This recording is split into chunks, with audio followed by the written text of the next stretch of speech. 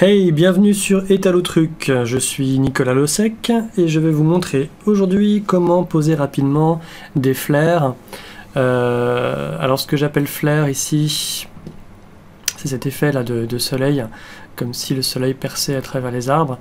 Alors moi ce que j'aime c'est pas forcément les lens flares comme ça avec le point lumineux et tous les petits effets d'iris et tout ça. Ça serait plutôt ce genre de lens flare là. Je ne sais même pas si ça s'appelle encore des lens flares, mais c'est des taches lumineuses, des halos lumineux assez larges. Provoqués par le soleil ou une source lumineuse, comme ça, même des rayons comme ça, assez visibles. C'est des effets qui sont assez faciles à faire en photo et assez jolis, mais qui sont plus difficiles en vidéo parce qu'ils sont statiques. Et si ça bouge pas, et bien, on sent tout de suite que c'est un effet posé par-dessus. Alors la première méthode que je vais vous montrer va se passer entièrement dans les nodes sur une seule piste vidéo. Pour cela, il faut chercher déjà un flare. Celui-ci, je l'ai calculé sur After Effects tout simplement pour qu'il boucle sur lui-même. On va pouvoir ainsi l'assigner comme un mat externe, ce que je vais faire tout de suite en cliquant sur le bouton droit et en disant Add as Mate. Voilà, il s'affiche ici dans mon Media Pool avec la petite icône mat.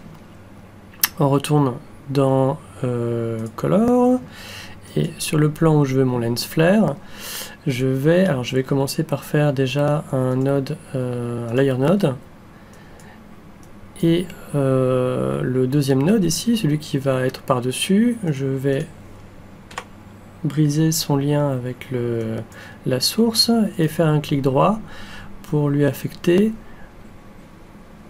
dans Track Mate, ici flare, le flare que j'ai mis en Mate. Voilà, il est là. Alors on ne voit rien pour l'instant parce que c'est son alpha qui rentre dans le node. On va l'enlever et mettre ici sa couche RVB, voilà, donc là il apparaît. Simplement, on ne voit que lui parce que le layer mixer n'est pas mis dans le bon mode, il faut le mettre ici en mode screen. Et on voit qu'il apparaît. Alors pour l'instant c'est assez laid. Ce qu'il faut faire c'est prendre ce node-ci et on va pouvoir lui appliquer une color correction comme on le souhaite. Alors on peut faire par exemple avec les courbes, lui donner un petit peu de contraste. Hop, on peut voir ici comment on l'affecte. Dans le mode screen, tout ce qui est noir deviendra complètement transparent. Donc si j'écrase vraiment ici les noirs, on va voir que ce qui est au-dessus en blanc. On va le faire assez léger, on va le faire un petit peu plus présent dans les basses lumières. Voilà. On peut aussi lui donner une couleur.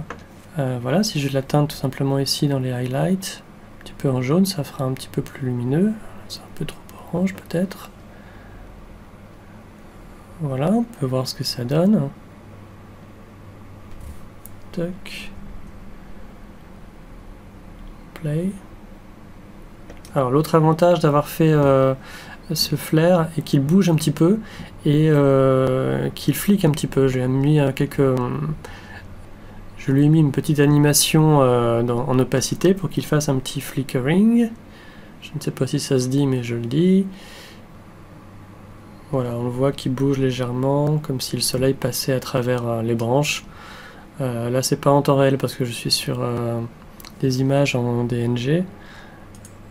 Mais c'est pas mal. Une autre méthode, plus simple peut-être, c'est de prendre des flares. Ici j'en ai pris quelques-uns externes, déjà faits par des tiers ou vous-même.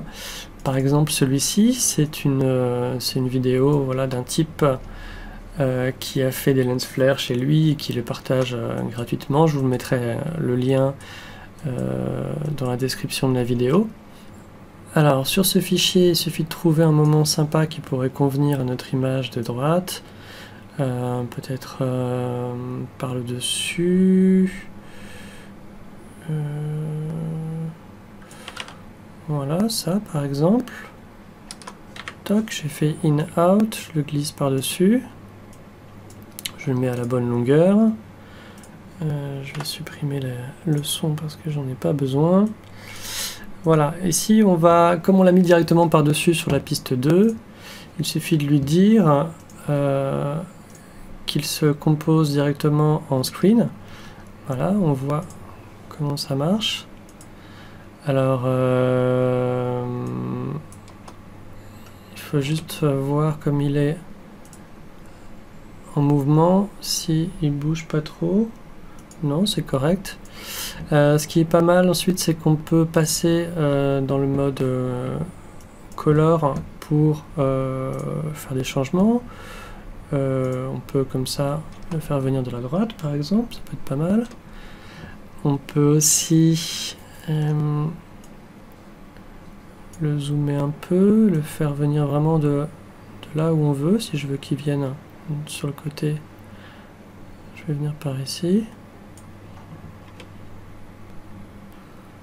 On peut essayer de l'arranger un petit peu, par exemple en lui donnant une petite courbe de contraste, pour lui donner un aspect un peu plus vif peut-être. On peut tout à fait lui changer sa couleur, on peut le faire un peu plus froid par exemple. Voilà. Et si on trouve qu'il vibre un petit peu trop, voilà, comme la caméra ne bouge pas, il n'y a pas vraiment de raison qu'il gigote dans tous les sens. On peut très bien aller le reprendre ici et le ralentir. On peut lui donner une valeur par exemple de 30%. Change.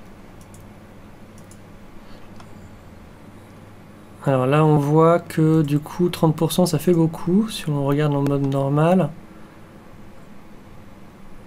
On voit les saccades en fait. On peut utiliser à ce moment-là le mode Optical Flow. Et on voit que c'est beaucoup plus fluide. Je pense que ça sera suffisant pour notre image. On peut regarder ce que ça donne. Ah, il faut que je le remette en mode screen.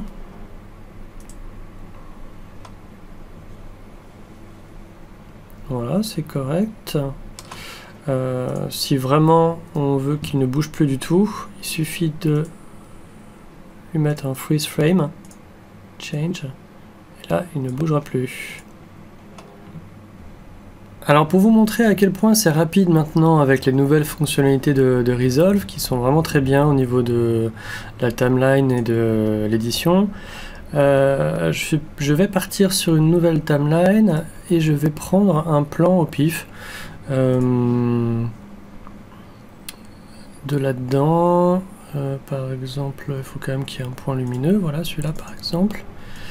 Je le glisse et on va essayer de mettre un lens flare par-dessus. Alors mes flares sont là, on va reprendre toujours le même pour commencer. Alors ce serait bien que le lens flare passe par ici, donc sur un coin. On va voir ce qu'on a. Alors il y a ça. Ok, c'est pas mal.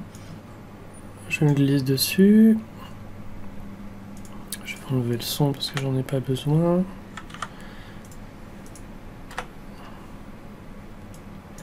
Je vais le mettre à la bonne taille. Et je vais le mettre en mode screen. Voilà, alors qu'est-ce que ça nous donne? Ok, bon le plan est court en même temps. Alors ça vibrote beaucoup, donc ce qui est vraiment bien c'est que on peut, une fois que le plan est taillé, venir glisser ici ces points. Voilà, ça c'est sympa. Alors on va prendre ça. On va venir faire un petit peu de contraste.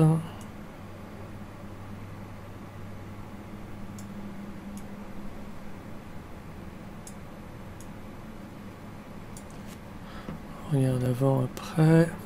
Alors pour regarder avant, avec et sans, il faut passer par la timeline maintenant. Alors c'est sympa, peut-être pas en rouge. On va le mettre un peu plus jaune.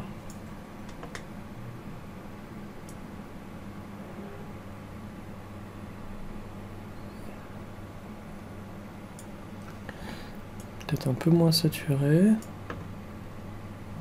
Voilà, c'est plus naturel. Alors on va le mettre en boucle ici pour bien le voir. Ok, il y a un petit rayon de soleil là qui passe, j'aime bien. Alors ça c'est parfait, on va prendre un autre plan.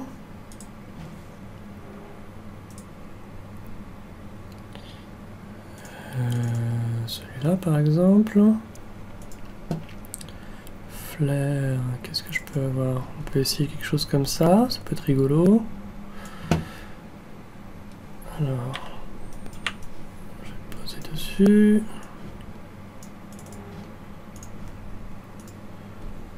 Mode screen. Ok.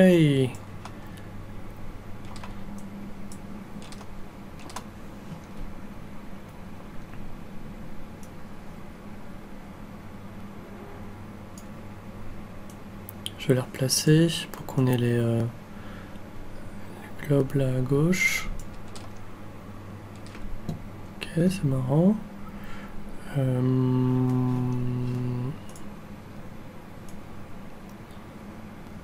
Pour le rendre un peu plus transparent, je vais jouer sur l'opacité ici. Bon, ça c'est un exemple. Pas terrible non plus. Alors si on n'aime pas ce qu'on vient de faire, on peut garder les réglages qu'on a fait sur le node là, mais changer le plan par un autre. Pour ça il faut faire un clic droit, Take Selector. On peut essayer celui-ci. Il suffit de le glisser par-dessus. On peut voir ce que ça donne déjà. Ok, pourquoi pas, je ferme. Ça m'a remplacé le clip. Peut-être qu'il faut moins zoomer. Voilà ce que ça donne. C'est sympa, c'est un peu plus glamour.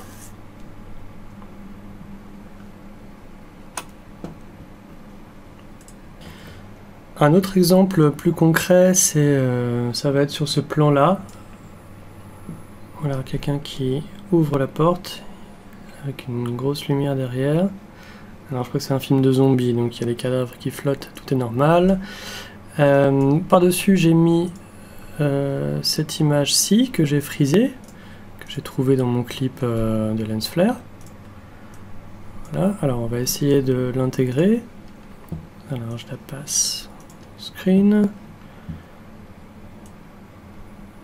Je vais me mettre là où la porte s'ouvre et je vais l'aligner tout en haut.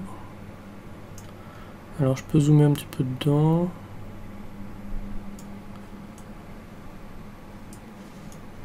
D'accord, comme ça je vais être tranquille.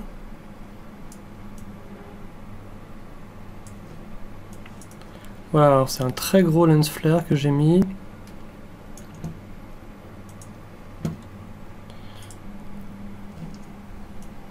Il va couvrir un petit peu tout, donc c'est pas génial. Ouais, on voit même plus la porte qui s'ouvre et le personnage derrière. Donc on va essayer de l'atténuer.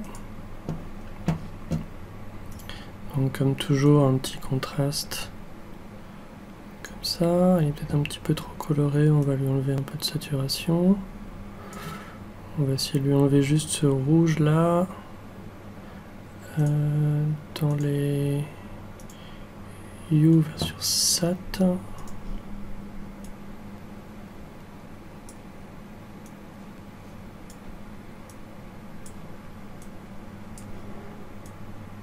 Hop, un peu moins rouge. Ensuite, on peut baisser un petit peu son opacité peut-être. Voilà, si je baisse son opacité, on va voir le personnage un peu en transparence, c'est pas génial. Ce qu'on va plutôt faire, c'est lui mettre un masque. Donc je vais lui mettre un nouveau node, un Power Window.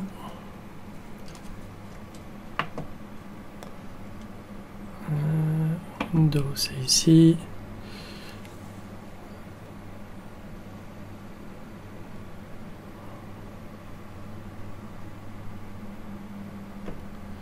Alors, je regarde ce que je fais.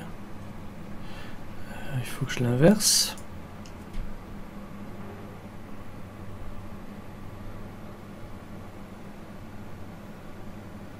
Alors pour que je puisse voir, parce que là je ne verrai pas l'image en transparence en dessous, parce qu'ils sont sur deux pistes séparées.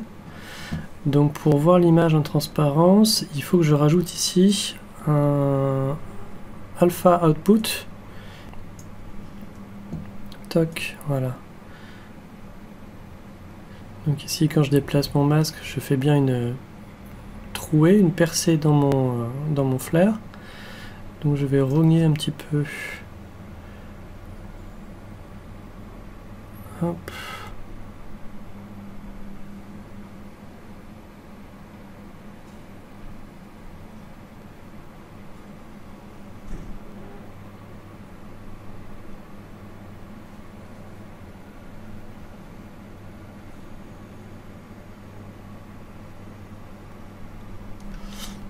Voilà, comme ça c'est pas mal. Je vais vous montrer en plus grand. Voilà, j'ai vraiment enlevé la partie ici supérieure, ce qui fait qu'on a vraiment plus l'impression que la lumière vient de derrière la porte. Et là, le lens flare s'intègre très bien si on regarde avant, après. Alors il faut le regarder du coup ici. Voilà, ça ajoute quelque chose. Bon, on aime ou on n'aime pas.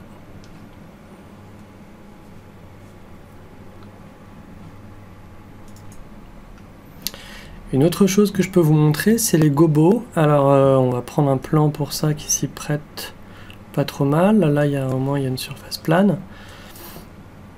On va aller dans Color. Et là, on va passer par un external mate. Alors c'est une image en fait que j'ai appliquée dans mon media pool en tant que mate. Voilà, c'est celle-ci. C'est une simple image en PNG que j'ai faite sous Photoshop, hein, facilement. J'en ai plusieurs comme ça, des fenêtres, des bandes. Dans l'onglet de Key, il faut que je décoche le LockMate pour le déverrouiller. Et je peux ensuite bouger ici ma fenêtre pour aller la placer dans un endroit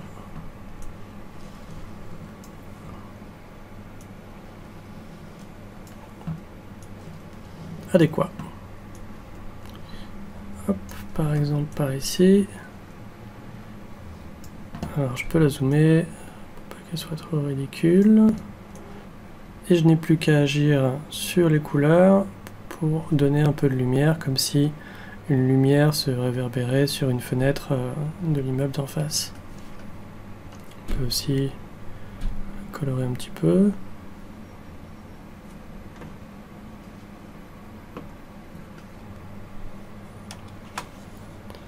Voilà pour ces petits exemples. J'espère que ça vous a donné envie de tester des flares et des textures d'images dans DaVinci Resolve.